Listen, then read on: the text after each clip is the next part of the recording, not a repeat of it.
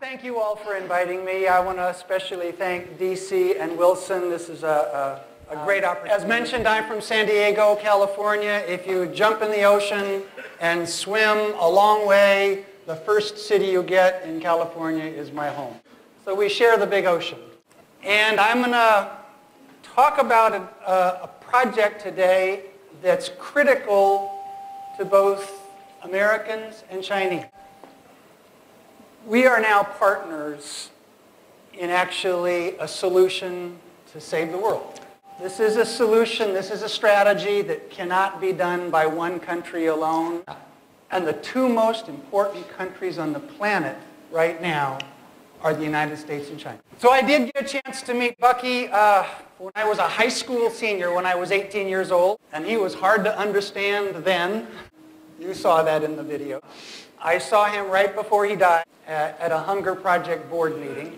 And he normally spoke for hours and hours and hours. He only had a half hour on that day. So I was older then, and I hung on every word. So somebody asked him, Bucky, what should we do? And he would never give you a direct answer, except he would say, look and see what's wanted and needed, and do that. It's a pretty good answer today as well. Look and see what's wanted and needed in the world that nobody else is doing, and do that.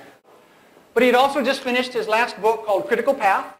Randy, in his planning, in every planning process, there is a critical path.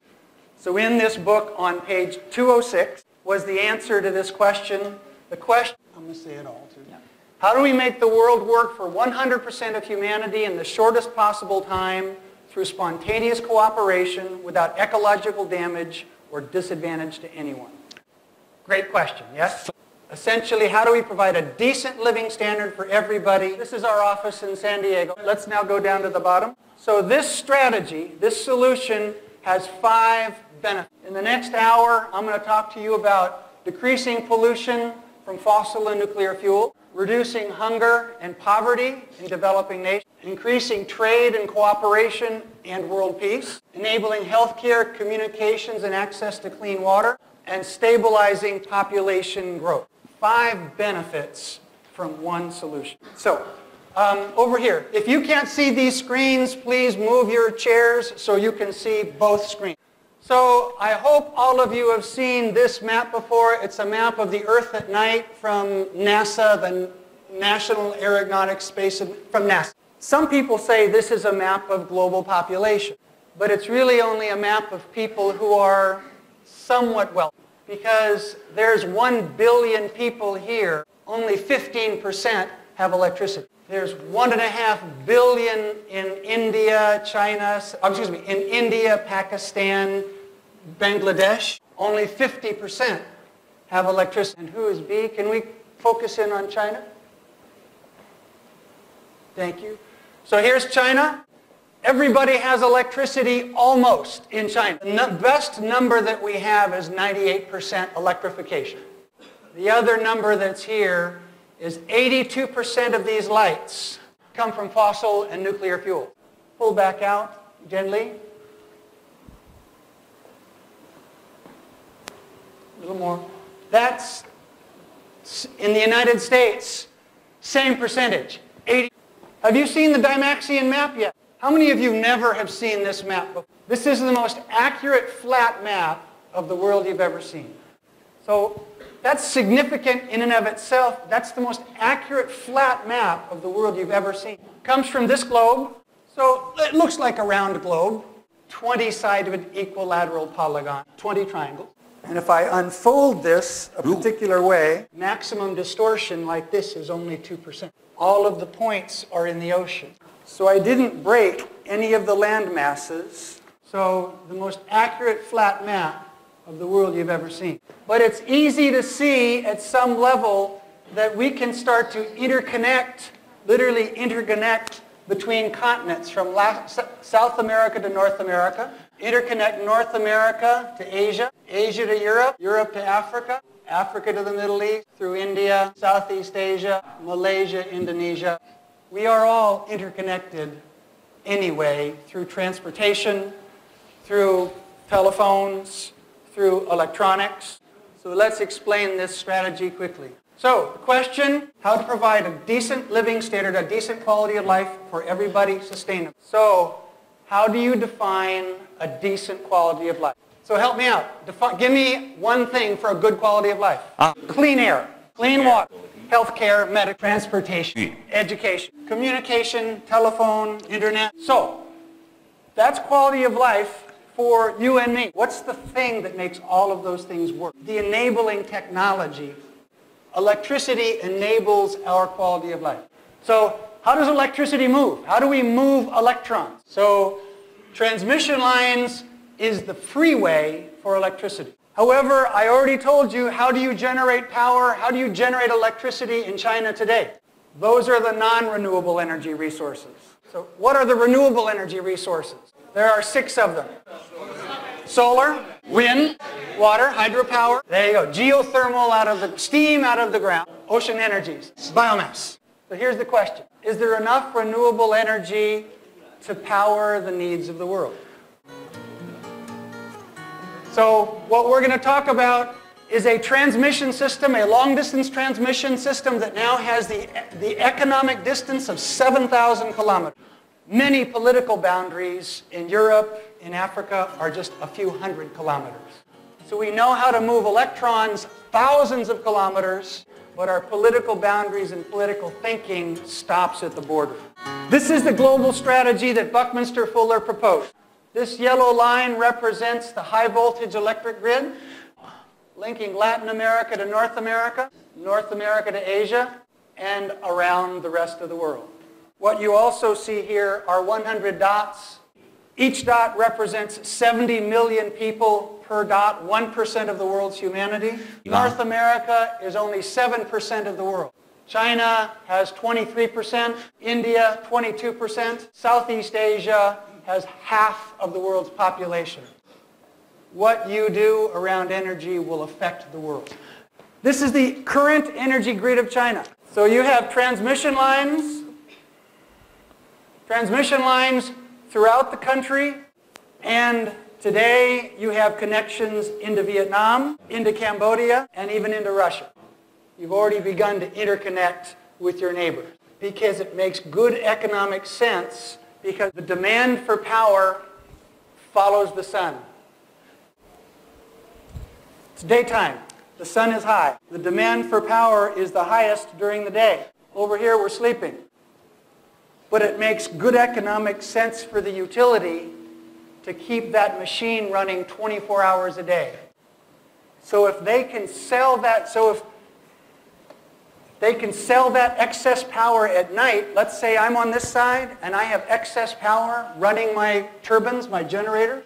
Electricity is a real-time commodity. You generate it, transmit it, and use it now. These photons, can you translate photon? Yeah. These photons are being generated, transmitted, and coming out as light right now. You can't store large amounts of electricity. So, if I have excess power on the nighttime side, I can sell it other time zones around the world if the grid exists. If I don't sell it right now, it's lost.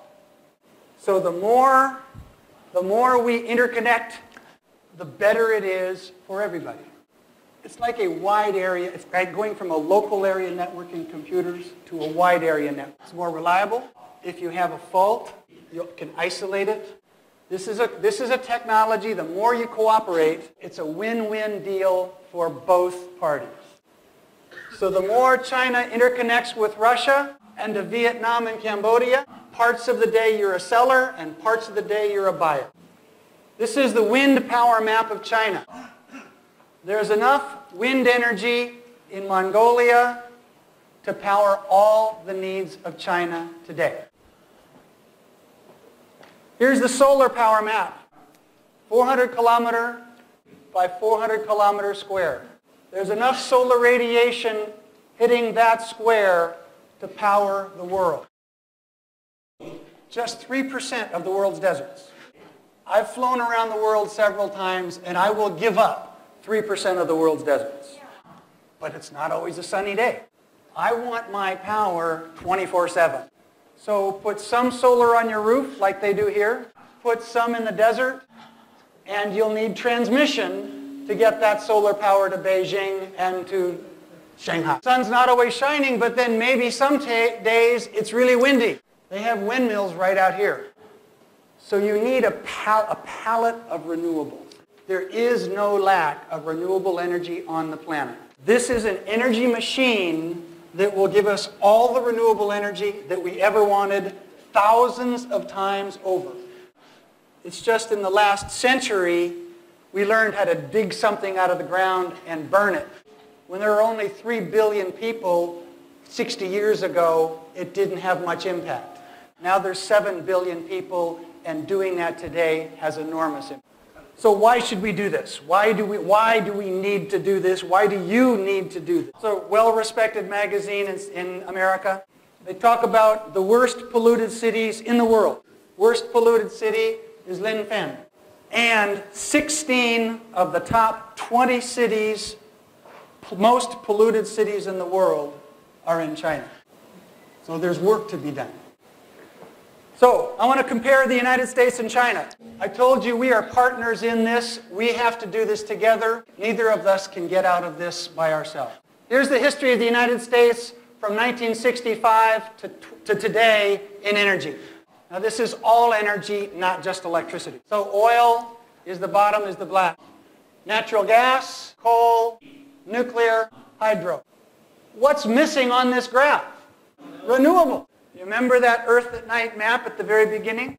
Only 4% of those lights come from renewable energy. And the potential is 100%. Actually, the potential is thousands of percent. Here's China.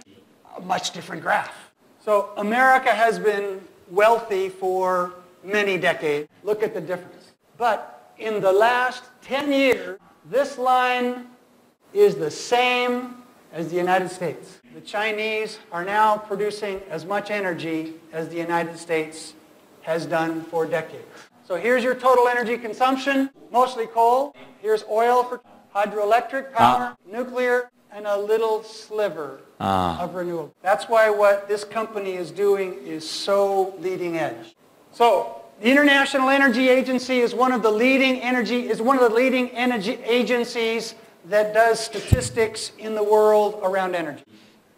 We want to look at the indicator population. So we're going to look at 2 regions again. They don't break this down just to the United States. They say North America. So it's Canada, United States, and Mexico.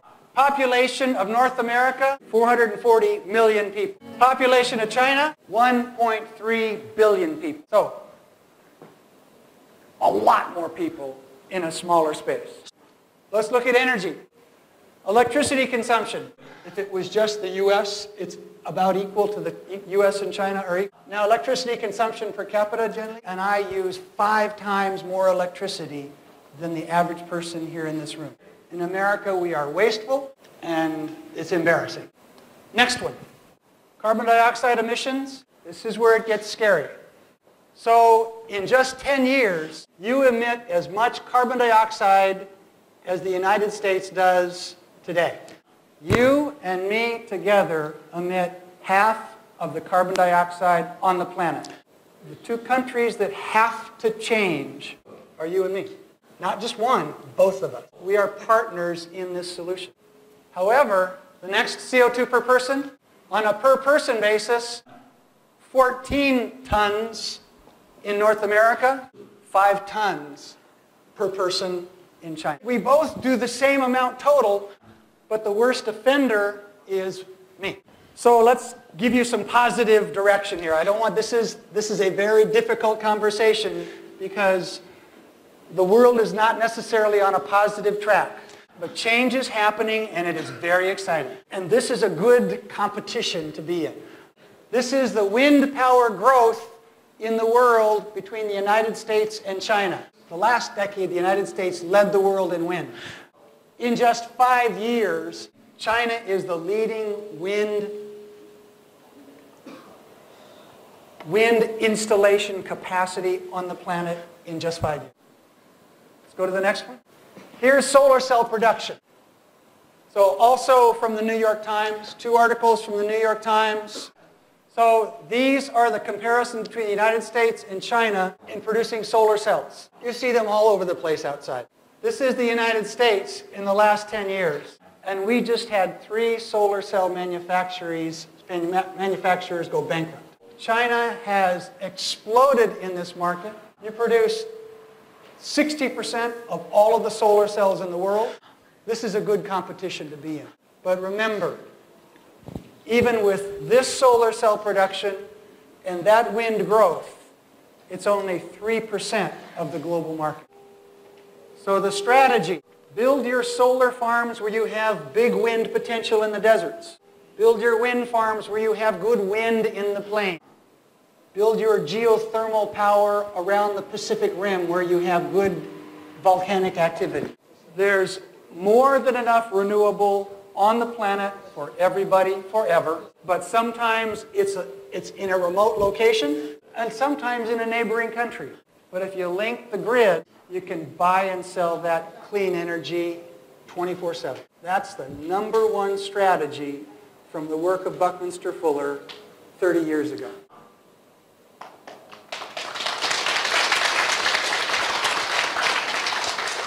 So, Bucky said, you don't try to change things by fighting the existing reality. To change something, build a new model that makes the old model obsolete.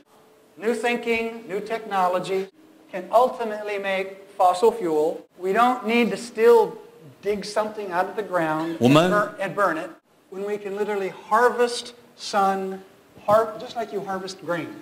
Harvest the sun, harvest the wind every day, and it will be here forever. We're not going to run out of wind and solar and geothermal.